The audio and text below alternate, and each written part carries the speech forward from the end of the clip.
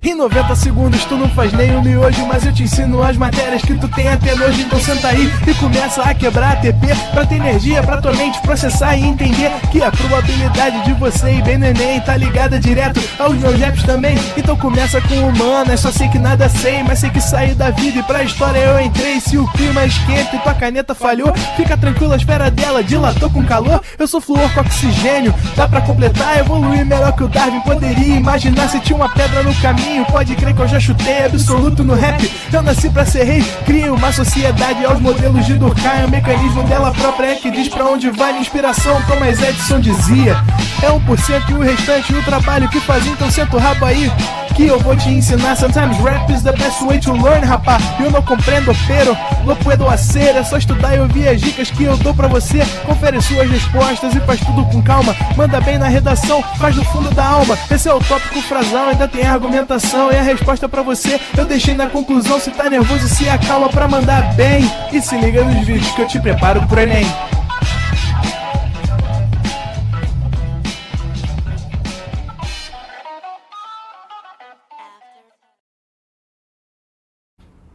Estamos ao vivo, estamos online, Dieguinho. Pró-lacradoras e pró-lacradores do meu coração, muito boa noite, tudo bem com vocês? Como é que vocês estão? Tudo certinho por aqui? Eu estou extremamente ansioso porque sexta-feira, show do Travis Scott. Eu estou aqui desesperado, queria recebê-lo em uma resenha na minha casa, né? Eu moro em frente ao evento, espero que ele me note, né? Porque eu sou apaixonado por esse homem e com certeza vai ser um showzão. Vai ao Rock in Rio, Renanzinho? Não, dessa vez não teve nada. Não vai? Ninguém te chamou atenção? Não. Renanzinho, quem te chamaria atenção, Renanzinho? No outro você foi? No outro eu fui ver o Muse. Aí, tá vendo? Gente, eu vou pelo evento, eu sou apaixonado pelo evento, já tô desesperado, tô contando as horas, não consigo dormir direito, né? É um evento muito gostoso. Alguém aí vai ao Rock in Rio? Alguém aí do chat, da plataforma? A gente vai se encontrar por lá, a gente vai se esbarrar com certeza, tá? Deixa eu mandar um beijo aqui pra todos vocês. Bia, vou começar pela nossa plataforma. Bia, um beijo enorme. Blendinha, boa noite, Divo, fico me sentindo, né? Um beijo pra você também. Iaguinho, boa noite, meu querido. Ana Beatriz, boa noite. Sejam todos muito bem-vindos. Alan, cara, Rock in Rio. Pois é, Tailane, você vai? Me diga. Vamos nos ver lá. Gente, vai ser babado. E detalhe, são 7 dias de evento. Posso falar? Eu vou a todos os dias. Tem noção disso? Eu vou todo dia. Vou todo dia porque eu moro em frente. Se eu não for, eu fico preso no engarrafamento. No ano retrasado, eu não tinha comprado um dia. Né, de 7 dias eu tinha comprado 6. O dia que eu resolvi ficar em casa, gente, não dava pra eu descer na padaria, porque a rua fica catastrófica, um engarrafamento danado. Se eu saio de casa, eu vou levar 6 pra voltar. Falei, o quê? Desci só com a roupa de ir, né? Já me senti pronto, botei um cropped, reagi, comprei e entrei. Porque, cara, eu falei, não vou ficar em casa, né, vendo show, né? Não tem como. Vou todos os dias. Se alguém for, me avisa pra gente tirar uma foto lá no evento, tá? Maravilhosos! Francisco, seja bem-vindo. Não tô certo, Rodrigo? Cara, tem que ir, tem que aproveitar, a vida é uma só, né? Maravilhosos, sejam todos muito bem-vindos e muito bem-vindas. A aula de hoje vai ser um pouquinho diferente. Por quê? Movimentos pós-modernistas, a gente já conversou um pouquinho sobre isso na semana passada, só que a gente falou de poesia. Hoje a gente segue na mesma linha de raciocínio, falando de prosa e de teatro. Como é que a gente vai fazer a aula de hoje? Começo pela recomendação de leitura. Está aqui o meu top 1, o meu livro preferido, tá? De literatura nacional, sobretudo contemporânea. Já já você vai saber qual é. Na aula passada, uma galera já tinha me perguntado se eu ia falar dessa autora. O dia dela chegou, beleza? Em seguida, a gente vai sobrevoar rapidinho, né? O que seria esse pós-modernismo, o que seria essa tendência contemporânea, porque hoje o que há de diferente é o seguinte, eu vou querer focar muito nos exercícios. Essa é a matéria mais importante do nosso cronograma, é a matéria que mais cai em linguagens na parte de literatura. Então eu pensei no seguinte, já que a gente já conversou sobre movimentos pós-modernistas na semana passada, hoje a gente faz rapidamente um sobrevoo pelo conteúdo e a gente foca nas questões. Sabe por quê? No movimento pós-modernista, ou se você quiser chamar aí de tendência contemporânea, ainda não há uma cartilha pré-definida. Ainda não há características gerais do movimento e também não faz sentido ficar listando aqui característica de cada autor, porque a gente não sabe qual vai estar na prova, não é verdade? Diferentemente das outras escolas que já são cristalizadas, né, no ensino da literatura. Então, quando a gente falou, por exemplo, de arcadismo, fazia sentido, né, conversar sobre o contexto, conversar sobre características gerais e, claro, o tecido textual de cada autor. Em tendências contemporâneas, não. São diversas atmosferas, diversas realidades que convivem para falar de problemas sociais brasileiros. Então a gente vai gastar boa parte da aula de hoje resolvendo essas questões, né, que tanto dialogam com o tema da aula. Beleza? Tailândia Imagine Dragons. Eu já fui num show do Imagine há 2 Rock in Rios atrás. E eu confesso que é uma das atrações que mais me chamou a atenção esse ano. Mas eu posso falar, eu tô ansioso demais pelo Travis, né, óbvio, mas eu tô muito ansioso pelo show do Evanescence. Por quê? Gente, na minha adolescência, eu só via MTV, que era o rolê da minha época, né, gente? Eu sou dos anos 90, então ali meados dos anos 2000, eu só ouvia Evanescence o tempo todo me arrumando pra ir pra escola, né? Eu belíssimo me arrumando pra ir pra escola, ouvindo Emily, Evanescence. Então quando eu vi que o Evanescence vinha, eu falei, meu Deus do céu, eu preciso ver, né? E vai ser no dia do aniversário da minha mãe. Gente, a minha mãe é uma roqueira de marca maior. No do último ano, olha que situação. A gente foi, né, ao Rock in Rio no dia do rock mesmo. E minha mãe, vocês não têm noção, gente. Eu fico super preocupado quando eu saio com a minha mãe. Porque eu acho que assim, se você sai com a sua mãe, você vai saber o que eu tô falando. Parece que os papéis se invertem, né? Parece que nós somos os pais e os nossos pais viram nossos filhos. Eu fico desesperado. E eu levo minha mãe pra cima e pra baixo. Eu vou a samba com a minha mãe. Eu vou a pagode com a minha mãe. Mas eu fico desesperado, sabe? Eu fico, mãe, pelo amor de Deus, tá tudo bem, bebe uma água. E aí ela só quer ficar no fervo. E eu desesperado. Gente, no Rock in Rio de 2 anos atrás, estava eu, né, no show. O dia do rock é muito legal porque é uma outra atmosfera, né, só lenda do rock. Gente, a minha mãe entrou na roda punk. Vocês têm noção? Eu postei sexta-feira no meu Instagram, né, um TBT fora de época, que, sexta-feira eu falei, vou botar aqui uns stories do Rock in Rio.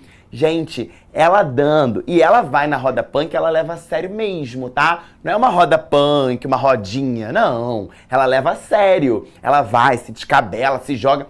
Nessa hora, eu comecei a rezar, eu falei, meu Deus, eu preciso que minha mãe volte viva desse evento, né? E ela lá, tá. Eu desesperado. Aí um amigo meu, falei, querido, vai lá resgatar minha mãe por gentileza, pra eu poder trazer ela com vida. Ele foi se jogar com ela na roda punk. Os dois sumiram no meio da multidão. Fui encontrar 3 horas depois, né? Aí eu já comecei a doutrinar ela pra esse ano. Falei, mãe, não vai poder entrar na roda punk. Só que olha o argumento dela. O dia do rock é o dia do aniversário dela. Aí ela falou assim pra mim, me deixa que 18. Vê se pode, eu tenho que ouvir isso da minha mãe, gente. Me deixa que 18, ela tá achando que tá fazendo 18 anos. É isso aí que eu tô tendo que conviver, é isso aí que eu tô tendo que administrar. Dito isto, né, agora que você entende, meu dor, domingo é dia do rock mesmo, né, que é o dia do aniversário da minha mãe, vai ser caótico, já estou imaginando, vou botar uma pulseira de identificação nela, com meu telefone, com endereço, com CPF, tipo sanguíneo, né, porque ela me dá trabalho, gente, eu sempre falo, minha mãe consegue me dar mais trabalho do que minha avó. Vocês que acompanham lá a gente na rede social, vocês sabem o carinho, né, que eu tenho pela minha avó tem Alzheimer e tal, é todo um cuidado, mas eu me arrisco a dizer que a minha mãe me dá mais trabalho do que a minha avó. Beleza? Desabafo feito. Vamos lá, galera. A dica de leitura não tinha como ser diferente. Eu confesso que eu conheci esse livro na universidade. Eu fiz letras na UFRJ e até então eu nunca tinha ouvido falar de Carolina Maria de Jesus. Isso mostra, né, um certo silenciamento, um certo apagamento de Carolina Maria ao longo, né, da vida escolar. Existe uma lacuna, né, que a escola talvez não permita a entrada dessa literatura. Mas já teve questão de Carolina Maria no Enem, tanto na prova de linguagens quanto na prova de humanas, e é a minha dica de leitura para você hoje. Um livro fabuloso que inclusive me fez, né, refletir quando a gente está num local de privilégio e a gente recebe um soco no estômago de realidade. É muito interessante, né, como que a gente acorda para diversas questões e passa a perceber que para a gente enfrentar um problema, primeiro a gente precisa reconhecê-lo como tal, né? Essa reflexão vem da Djamila Ribeiro, né, maravilhosa, e esse livro me fez pensar muito sobre isso, né? Para quem não conhece, Carolina Maria de Jesus era preta, favelada, periférica, nasceu em Minas Gerais, foi morar numa favela em São Paulo, chamada Favela do Canindé, uma favela que não existe hoje como tal, e ali, catadora, né, de papelão, autodidata, nunca frequentou uma escola, como a nossa questão de privilégio, né? Frequentou ali 2 a 3 anos de uma educação básica e ela lia, escrevia, né? Então, aquela trajetória, né, de uma mulher preta, periférica, marginalizada, em situação de vulnerabilidade, que tinha tudo para terminar como a gente conhece, né, nessa disparidade, nessa desigualdade social em que a gente vive, Carolina se torna escritora, né? Claro que esse livro está repleto de desvios da norma padrão, mas ela escreve nessas folhas, né, nesses diários, isso aqui é uma autobiografia, é a própria história de uma pessoa que passou fome, passou miséria, enfrentou o racismo, enfrentou a violência, a opressão, e ali está nas páginas do livro. Evidentemente, outros livros da literatura nacional já tematizaram esses assuntos. A gente viu, inclusive, que a segunda fase, né, do modernismo no Brasil tematizava muito esse critério engajado da literatura, só que muitas vezes não tão ficcional. Aqui, amores, é a verossimilhança pura, é a realidade nua e crua, desnuda, despida em forma de literatura. Então, fica aí a nossa dica de leitura, e o nome me soa bastante interessante, né? Quarto de despejo é uma metáfora para a própria favela. É aquele quartinho que você tem aí na sua casa, sabe aquele cantinho que você vai guardando os entulhos? Você não quer mais aquilo, mas também não joga fora? Você vai acumulando num cantinho da sua casa? É isso que é a favela para uma cidade, né? Um quarto de despejo. E quando a gente tem o diário de uma favelada, é exatamente uma narrativa, uma autobiografia de quem viveu na pele a dor da miséria, da fome e da extrema pobreza. Beleza? Dica sensacional de leitura que nos tira da zona de conforto, nos tira, né, da sensação de privilégio, e mais do que isso, é um repertório excelente para você se formar enquanto cidadão e, claro, para sua prova de redação do Enem. Tá legal? Usa a Carolina Maria na redação, que dá super certo, e principalmente leia essa literatura, que é uma literatura transformadora. Beleza? Bom, como eu disse hoje, caraca, a gente tá chegando já aqui no fim, tá? Não queria te falar nada não, mas falta pouquinho pro Enem, tá? Falta 1 mês e meio pro Enem. E isso não é pra gerar ansiedade em você, pelo contrário, é só pra gente lembrar que estamos próximos à nossa consagração, à realização de nosso sonho. Vejamos, 28 já, 28 semanas de conteúdo juntinhos. Estamos agora em, movimentos pós-modernistas, ou seja, conversamos já dele semana passada, só que hoje a gente foca em prosa e teatro. Como a gente combinou no início da aula, eu não vou gastar hoje muito tempo tecendo comentários sobre vários autores. Eu vou gastar o tempo da aula de hoje, aproveitar o tempo da aula de hoje, resolvendo questões super recentes do Enem com vocês. Beleza? Mas só pra gente relembrar a aula passada, quando a gente fala em pós-modernismo ou tendências contemporâneas, o que isso significa dizer, minhas lindezas? Seguinte, não há ainda uma cartilha pré-definida de quando começa esse movimento e quando ele acaba. É o que a gente vive hoje. Não existe ainda uma cartilha pré-estabelecida de características usadas por autores X, Y ou Z. O que a gente percebe é uma diversidade artística, isso tanto no rumo editorial, como principalmente no núcleo temático, beleza? Mas existe sim um ponto de confluência. Essa literatura contemporânea, essa literatura pós-modernista, ela registra muitos problemas sociais odiernos. O que significa isso? Os problemas sociais os quais vivemos nos dias de hoje. Por isso que essa literatura é tão importante para o Exame Nacional do Ensino Médio, porque por meio dela a gente recria, reimagina e revivencia a própria sociedade brasileira contemporânea, ou seja, aquela em que nós nós vivemos agora, os problemas latentes, evidentes do nosso próprio cotidiano. Beleza? Isso aqui a gente falou na semana passada, né? Uma confluência de diversas, né? Existe aqui uma diversidade de muitas perspectivas. Uma prosa intimista, ou seja, nenhum personagem é retratado de forma superficial. A gente sempre tem ali uma sondagem, né, de um personagem bastante significativa. Prosa experimentalista, sobretudo na linguagem. A gente vai ter aqui uma continuidade, uma perpetuação do modernismo, que foi exatamente o uso, né, de uma linguagem mais informal, de uma linguagem mais coloquial, de marcas de oralidade e principalmente a criação de termos que a gente chamou na semana passada de neologismo. Lembra disso? O que vai ser um neologismo? Exatamente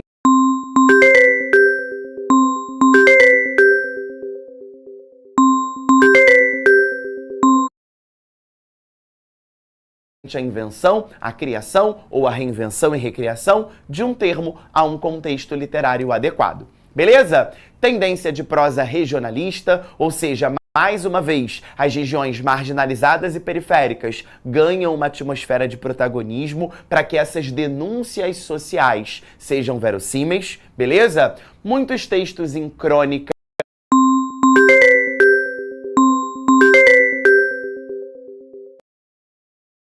em diários, como a gente acabou de ver o da Carolina, né, que vão retratar o próprio cotidiano, o próprio dia a dia.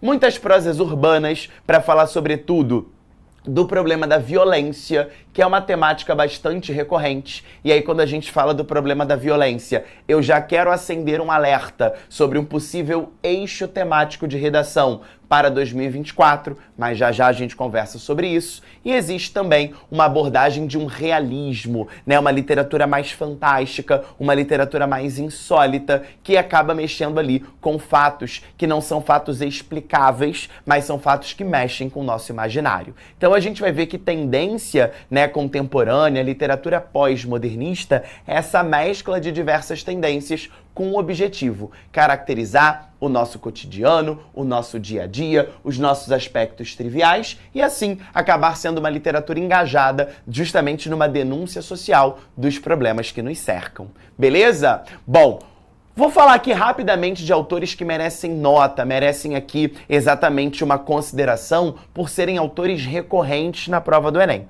beleza? Vou começar por Rubem Fonseca e Dalton Trevisan, que estão dentro dessa cultura de falar sobre violência urbana, vida urbana e uma vida que está atribulada, instituída, né, intrínseca a atitudes brutais, violentas. E eu queria muito que você treinasse, faltam 8 semanas para sua prova, eu queria muito que você treinasse na nossa plataforma algum tema do eixo temático violência. Galera, todo mundo já ouviu, né, ou já vivenciou, ou já sabe quem presenciou um amigo, um familiar, ou com você mesmo, um ato de violência no centro urbano, né? E eu não tô falando só de Rio, capital, de São Paulo, capital. Todas as cidades brasileiras, né, todas as cidades de um país em via, né, de desenvolvimento, enfrenta exatamente esse problema da violência. E quando a gente pensa nisso, diversos subtemas entram aqui na minha cabeça como possibilidades de tema de redação. A gente tem que lembrar que há 9 anos o tema de redação do Enem falou de uma forma de violência, que foi a violência contra a mulher. Lembra desse tema? Um temaço. Inclusive o Pro hoje fez uma live não, mentira, uma publicação lá no Instagram, colocando lá, se você pudesse reviver um tema do Enem, qual seria? A minha resposta foi o de 2015, um dos melhores, né, para você falar, para você olhar para essa situação, né, que é a violência contra a mulher. Mas esse eixo temático da violência, ele consegue ser desmembrado em vários outros, né? Eu consigo pensar aqui, por exemplo, em 3 possibilidades que a gente não pode negligenciar. Na verdade, 4, tá? A primeira delas é a violência contra crianças no Brasil. E quando a gente fala de violência infantil, a gente pensa em várias perspectivas, né? A violência psicológica, a alienação parental, a violência sexual, a exploração do trabalho infantil. Olha quantos subtemas existem aqui. Depois a violência contra o idoso, a saúde do idoso muitas vezes negligenciada, o abandono da pessoa idosa muitas vezes latente e evidente no nosso país. Terceira forma de evidência, né, de violência. Violência contra a população LGBTQIA+. É um temaço de redação, né? O combate à homofobia, o combate à transfobia no Brasil. Amores, infelizmente um dado nos assombra. O Brasil é o país que mais mata pessoas transexuais. Então é um temaço, né? É um dado que a gente poderia pegar para comprovar essa brutalidade, essa violência. E o quarto, que também muito me entristece, é a violência vinculada a eventos esportivos, né? Quantas vezes a gente não vê no jornal torcida entre brigas, né, entre torcida organizada, time A contra o time B, Vasco contra Flamengo, Palmeiras contra Corinthians, e o que deveria ser uma festa do esporte acaba virando ali uma zona, parece que são os gladiadores, né? Parece ali que realmente é uma animalização do ser humano e ele perde ali o cunho de racionalidade e comete atos violentos, que resultam inclusive em mortes. Beleza? Então acredito que esses 4 eixos dialogam muito com esse tipo de literatura, por isso que tem um milzão aqui, né? Essa brutalidade que envolve o eixo da violência, que possivelmente pode estar na sua prova de redação. Algum desse tipo de violência, né? Ou alguns desses tipos de violência no próprio Brasil odierno, tá? Então, ó, violência contra crianças, né? A violência infantil. Vale lembrar aí uma lei do ano retrasado, que é a Lei Henri Borel, né? A gente lembra desse caso. Violência contra a pessoa idosa, violência contra a LGBTQIA+, e violência no esporte, principalmente em estádios de futebol. Beleza? O Renan Luca, falou ali um que eu gostei, hein? Violência no trânsito. Perfeito, Luca. Violência no trânsito me lembra o mês de maio. Maio, o governo federal lançou uma campanha chamada Maio Amarelo, né? Que é uma campanha de incentivo exatamente aí a você ter uma educação no trânsito. Outro temaço. Beleza? Lindezas, outra tendência desse pós-modernismo, dessa literatura contemporânea, é a ficção e a introspecção. Exatamente quase que uma perpetuação de Clarice Lispector, né? Uma tentativa de você pegar aquela epifania, aquela introspecção, aquele fluxo de consciência e atualizá-lo a todo tempo. Então, quando a gente fala em Lígia Fagundes Telles, Caio F. Abreu, Caio Fernando Abreu e Fernando Sabino, a gente tem essa introspecção, esse caráter de reflexão, essa abordagem, essa sondagem psicológica dos personagens bastante evidente e latente, tá bom? E outras 3 tendências: fantasia, esse realismo fantástico, esses fatos insólitos que a gente acabou de conversar, sendo retratados aqui, por exemplo, em Moacir Ciliar. Narrativas de memória. Você certamente já fez uma questão, seja de linguagens, seja de humanas, em que o gabarito era preservação da memória. Já fez essa questão? Identidade cultural por meio da preservação da memória. Essa ideia de memória, né? Esse tom de resgate dos antepassados. Já já a gente vai fazer uma questão de Conceição Evaristo. Já já comento dela, que fala desse resgate, né, de identidades africanas. Tudo isso tem a ver com essa prosa memorialista, que quem é gênio em fazer isso aqui pra gente é Chico Buarque, remontando, por exemplo, o tempo da ditadura militar. Beleza? E prosas regionalistas, colocando, né, exatamente a literatura nesse lugar mais periférico, mais marginalizado, porém cheio de diversidade e pluralidade cultural. A gente poderia citar aqui o próprio João Baldo Ribeiro. Beleza? Esse capítulo, esse módulo também fala sobre o teatro. Quando a gente conversa sobre o texto teatral, a gente lembra lá do início do ano em que a gente conversou sobre o gênero dramático, né? Aquele texto que não foi feito para ser lido somente, e sim para ser encenado. Um mestre do teatro que recorrentemente aparece no vestibular é o Nelson Rodrigues. Nelson Rodrigues é um cara extremamente sagaz porque ele vai olhar a nossa sociedade pelo buraco da fechadura. O que significa isso? O que significa essa metáfora de analisar a alma humana, analisar o povo brasileiro pelo buraco da fechadura? Vamos aqui a uma reflexão. Se hoje eu olho pelo buraco da fechadura aí no seu quarto, imagina só. Estou aqui de boas e no meio da noite, na calada da noite, eu olho para o buraco da fechadura do seu quarto. Será que eu vou me assustar? Me diga, será que eu vou ver alguma coisa que eu não esperava que você estivesse fazendo? E mais tarde, né? De repente você faz alguma coisa na calada da noite que você faz lá dentro do seu âmago, do seu interior, que só você sabe que você faz isso. Será que as pessoas, quando soubessem que você faz isso, qual seria a reação? E você? Talvez você fala uma coisa e age de outra maneira? Isso mostra bem a atitude da sociedade conservadora e moralista, que é a atitude da hipocrisia. O Nelson Rodrigues, né, quando ele lança o olhar da vida como ela é exatamente a ideia de você olhar para uma sociedade e olhar para a realidade dela. Ver aquele detalhe que faz você ser quem você é, mas que você não gosta que os outros saibam que você é. Quem escreveu muito sobre isso no século XIX foi Machado de Assis, né? Aquele discurso de essência versus aparência, o que você é e aquilo que você projeta ser, não é verdade? Então Nelson Rodrigues traz ao teatro personagens que sofrem, né, diversos preconceitos, que são apontados, mas que no fundo, esse discurso, né, chegaram ali a palavra que eu queria, o Adolfo, esse intimismo, essa visão mais peculiar, essa visão mais personalizada de você mesmo, é uma visão que você tem, mas que você não quer que os outros tenham de você. Então esse conflito, né, de essência e aparência acaba sendo um resgate aí de Nelson Rodrigues. E para finalizar, não podemos passar, né, com Ariano Suassuna em branco. Ariano Suassuna é o gênio do teatro brasileiro, sobretudo por trazer a região Nordeste para nossa literatura. O clássico, inclusive, já foi dica de leitura lá no início do ano, é o livro Alto da Compadecida, um livro de caráter moralizante, né, em que eu pego os ensinamentos religiosos e atribuo ali lições de moral, mais uma vez, para essa sociedade hipócrita da época, tá bem? Agora, uma curiosidade vale a pena, tá? O Ariano Suassuna, muitas vezes, quando ele aparece na prova de linguagens, ele aparece numa questãozinha de variação linguística. Aquela variação regional ou diatópica ou geográfica, né? Aquela que vai mostrar, por exemplo, palavras, termos, expressões muito utilizadas nos estados do Nordeste brasileiro. Combinado? Então vamos lá. Ai, gente, não tem como, né? Olha só.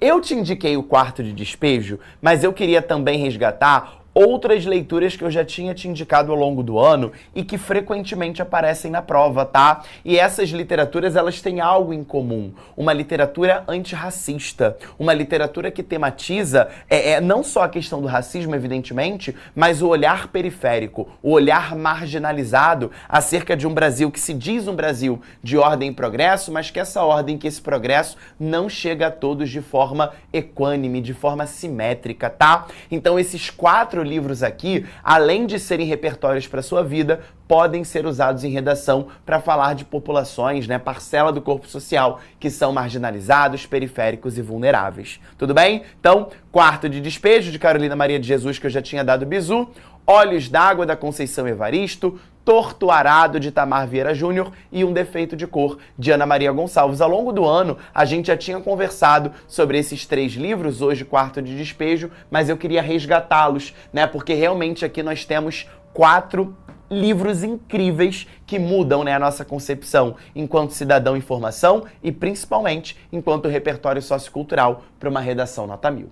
Tá legal? Então, vamos agora produzir, vamos para as questões. Eu separei muitas questões hoje, se eu não me engano são 5 ou 6, tá? Um número bem elevado, né? Para que a gente possa treinar como que essas questões contemporâneas aparecem na prova de linguagens. Prova de linguagens, a gente sempre começa pelo enunciado. Então vamos ver aí o que nos diz a questão 1 e eu quero a participação de vocês, tá? Eu quero que vocês coloquem, né, exatamente aí o gabarito, né, de cada uma das questões. Beleza? Olha, antes disso, cabe aqui uma nota. A Luana diz: outro tipo de violência é a violência contra os animais. Concordo muito, né? A questão dos maus tratos aos animais é uma violência que poderia ser abordada também, né? Exatamente na prova de redação. Beleza?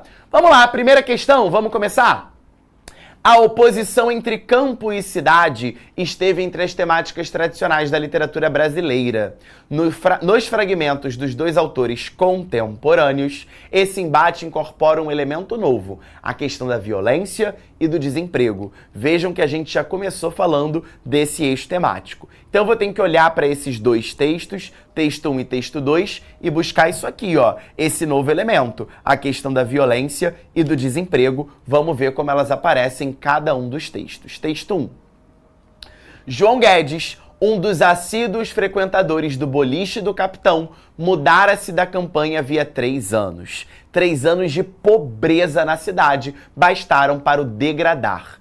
Ao morrer, não tinha um vintém, um tostão nos bolsos e fazia 2 meses que saíra da cadeia, onde estivera preso por roubo de ovelha. Vejam que é um roubo, então, que acontecera no campo e ele carrega isso até os dias de hoje. A história de sua desgraça se confunde com a maioria dos que povoam a aldeia de Boa Ventura, uma cidadezinha distante, triste e precocemente envelhecida, situada nos confins da fronteira do Brasil com o Uruguai. Então esse primeiro texto fala da extrema pobreza, né? Fala exatamente de uma situação precária de quem vive no campo e uma pessoa que já foi presa por cometer um delito, por cometer um roubo, nesse caso um roubo de ovelha. Vamos ao texto 2. Comecei a procurar emprego, já topando o que desse e viesse. Menos complicação com os homens, mas não estava fácil. Olha a linguagem, mas não estava fácil. A gente está vendo que é o linguajar, né, de uma pessoa periférica, uma pessoa que busca emprego, e aqui essa linguagem é verossímil, faz sentido, é realista. Fui na feira, fui nos bancos de sangue, fui nesses lugares que sempre dão para descolar algum. Fui de porta em porta me oferecendo de faxineiro, mas todo mundo escabreado pedindo referências. E referência eu só tinha do diretor do presídio.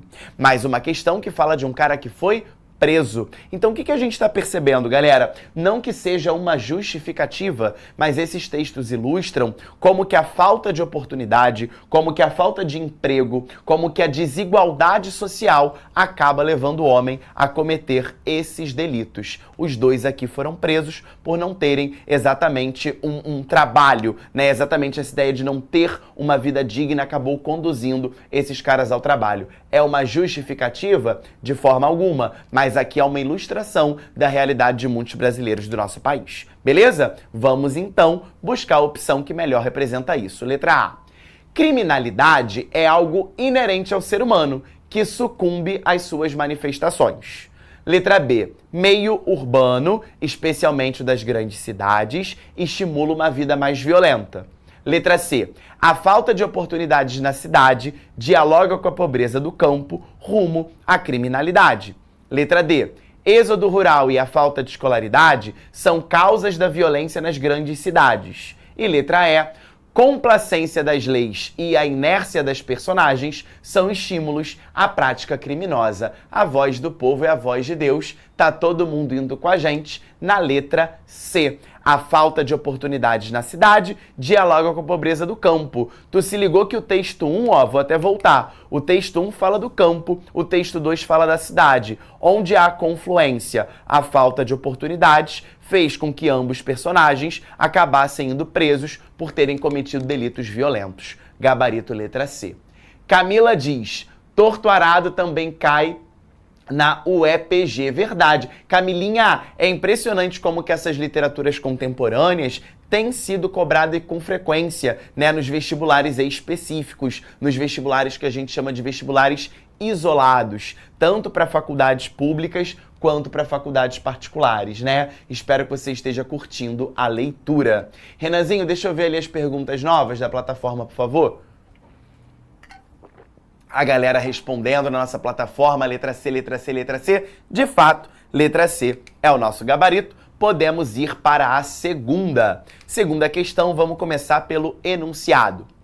Nesse texto teatral, o emprego das expressões o peste e cachorro da molesta contribui para... Galera, 2 informações importantes aqui pra gente. Primeiro, ele já revelou que é um texto teatral, ele já revelou que é um gênero dramático da literatura. Só que a pergunta, ela é bem específica, ela é bem contundente. Ele quer saber o objetivo, né? O que contribui o emprego das expressões o peste e cachorro da molesta. Quando a gente olha para o texto, olha quem aparece, Ariano Suassuna. Não é verdade? Gente, esse é um texto teatral, a gente pode ver até pela estrutura, né? Nome do personagem, 2 pontos, a fala dele.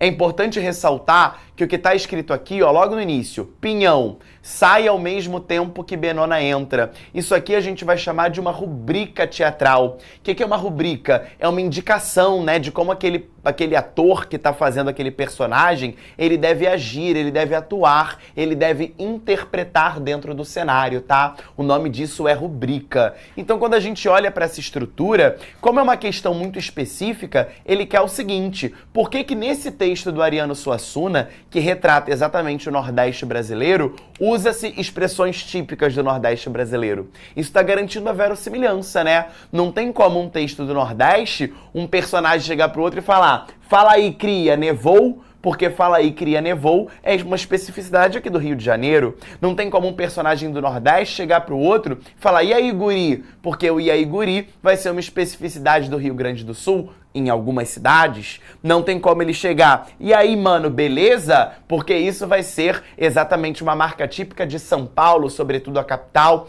Então a gente percebe, né, que existem formas de você retratar regiões brasileiras, o que vai contribuir para a variação, anote aí para mim, por favor, geográfica, regional ou diatópica. Com isto, a voz do povo e a voz de Deus, chegamos ao gabarito letra B de bola: caracterizar os usos linguísticos, ou seja, a fala típica de uma região, região Nordeste, por isso variação regional, geográfica e diatópica.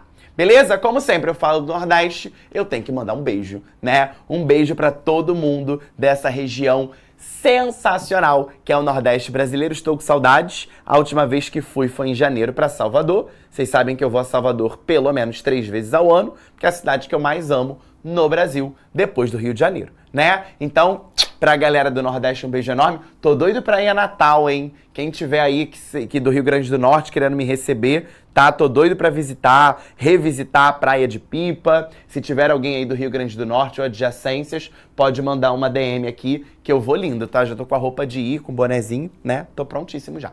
Vamos lá! 3, vamos pro enunciado primeiro. Uma característica do gênero diário que aparece na letra da canção de Chico Buarque é o ou a. Bora lá pro texto do Chico Buarque. Querido diário, hoje topei com alguns conhecidos meus. Me dão bom dia, cheios de carinho. Dizem pra eu ter muita luz, ficar com Deus. Eles têm pena de eu viver sozinho.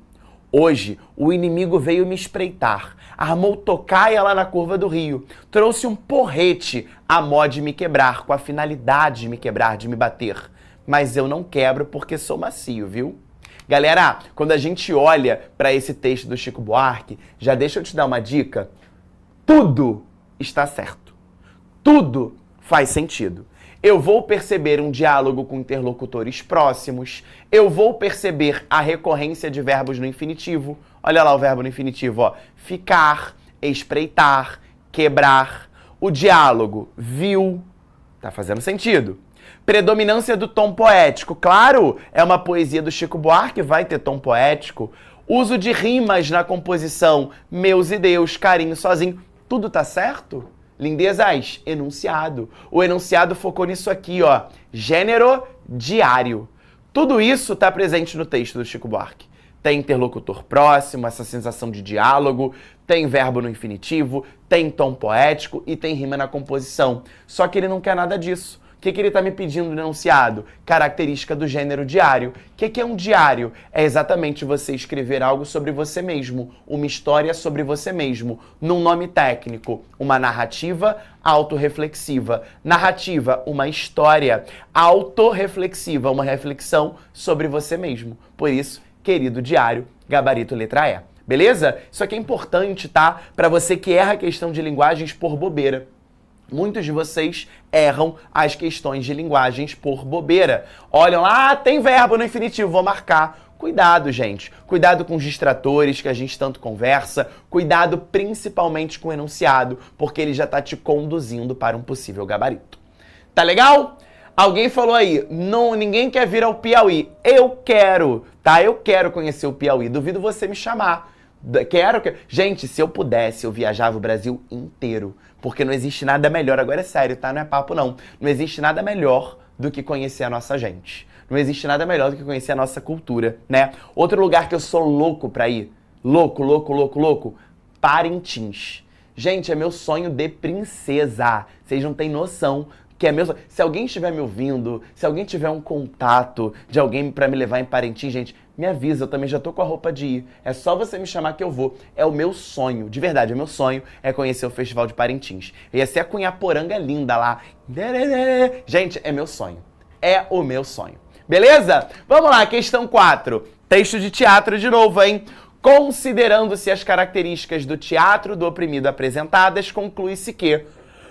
Ó, questãozinha de definição básica. Ele vai trazer uma definição do teatro oprimido. Olha aqui a estrutura do texto, ó. Teatro do oprimido é...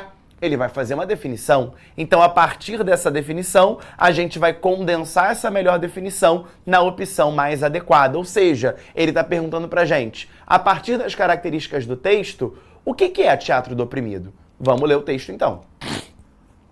Teatro do oprimido é um método teatral que sistematiza exercícios, jogos e técnicas teatrais elaboradas pelo teatrólogo brasileiro Augusto Boal, recentemente falecido, que visa a desmecanização física e intelectual de seus praticantes. Partindo do princípio de que a linguagem teatral não deve ser diferenciada da que é usada cotidianamente pelo cidadão comum, o oprimido, ele propõe condições práticas para que o oprimido se aproprie dos meios do fazer teatral e, assim, amplie suas possibilidades de expressão. Nesse sentido, todos podem desenvolver essa linguagem e, consequentemente, fazer teatro.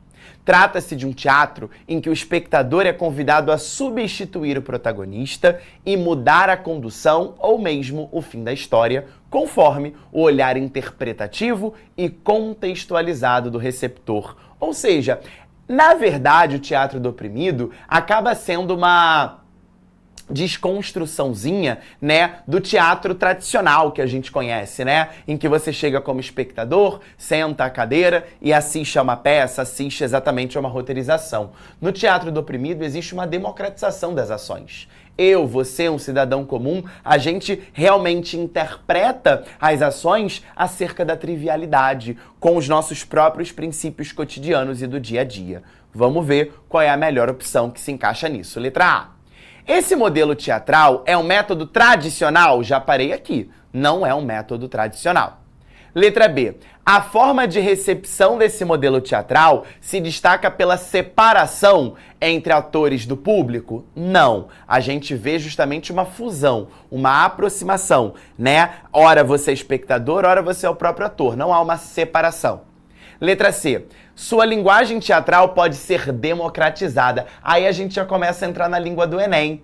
Lindinhos, democratizada, essa palavra é muito linda, essa palavra dialoga com a essência da tua prova, não me dá mole. Sua linguagem pode ser democratizada e apropriada pelo cidadão comum. Ele ainda falou isso aqui, ó. Olha aqui, olha aqui. Cidadão comum, que é o oprimido. Não dá mole. Às vezes você perde uma questão de linguagem e fala, meu Deus, por que a E também não tá certa? Pode estar certa, lindeza, ela só não responde o gabarito. Agora, olha aqui, ó, cidadão comum, na letra C. Olha aqui, cidadão comum. Cidadão comum, no sentido de proporcionar-lhe autonomia crítica para a compreensão e interpretação do mundo em que vive, do seu cotidiano. Chegamos aqui ao gabarito. A letra D fala em convite do espectador substituir o protagonista a fim de mudar a história evidenciada que a proposta de Boal se aproxima das regras do teatro tradicional. Até aqui estava bem, mas quando ele fala teatro tradicional, esquece. A gente retirou a letra A pelo teatro tradicional, a letra D também. E a letra E? A metodologia teatral do teatro do oprimido segue a concepção do teatro clássico. Esquece a letra E também. Beleza? Gabarito letra C. Tô entusiasmado hoje, vamos para a questão de número 5. Olha quem aparece nela, a linda, maravilhosa e poderosa Conceição Evaristo, para a gente encerrar a aula de hoje. Vamos lá. A leitura do texto permite reconhecer a cantiga de Voltar como patrimônio linguístico que... Nessa questão eu quero que você faça aí no seu caderno, no seu estudo de hoje, várias exclamações. Por quê, gente? muitas questões de literatura estão dentro de uma habilidade específica da prova de linguagens, que é a habilidade justamente de preservação do patrimônio, da memória e da ancestralidade. Vamos ver então o que essa cantiga de voltar tem a ver com essa preservação. Vamos lá, Conceição Evaristo, para a gente finalizar a aula de hoje. Alguém muito recentemente cortara o mato, que na época das chuvas crescia e rodeava a casa da mãe de Ponciá Vicêncio e de Luande. Havia também vestígios de que a terra fora revolvida, como se ali fosse plantar uma pequena roça. Luande sorriu. A mãe devia estar bastante forte, pois ainda labutava a terra. Cantou alto uma cantiga, a questão fala dela, né? A questão, fala exatamente da cantiga de voltar. Então começamos aqui o foco da questão. Cantou alto uma cantiga que aprendera com o pai. Olha aí a questão da tradição, né? A questão da herança de valores, a questão da herança cultural, que aprendera com o pai, quando eles trabalhavam na terra dos brancos. Então, mais uma questão que fala, né, de pessoas escravizadas. Era uma canção que os negros mais velhos ensinavam aos mais novos. Olha a questão aí da transmissão de valores por meio dessa cantiga. Eles diziam ser uma cantiga de voltar, que os homens, lá na África, entoavam sempre quando estavam regressando da pesca, da caça ou de algum outro lugar. O pai de Luande, no dia em que queria agradar a mulher, costumava entoar aquela cantiga ao se aproximar de casa. Luande não entendia as palavras do canto, sabia, porém, que era uma língua que alguns negros falavam ainda, principalmente os mais velhos. Era uma cantiga alegre. Luande, além de cantar, acompanhava o ritmo batendo com as palmas das mãos em um atabaque imaginário. Estava de regresso à terra, voltava em casa. Chegava cantando, dançando a doce e vitoriosa cantiga de regressar. Vamos ver então como que essa cantiga perpassa a tradição e preserva essa memória. Letra A.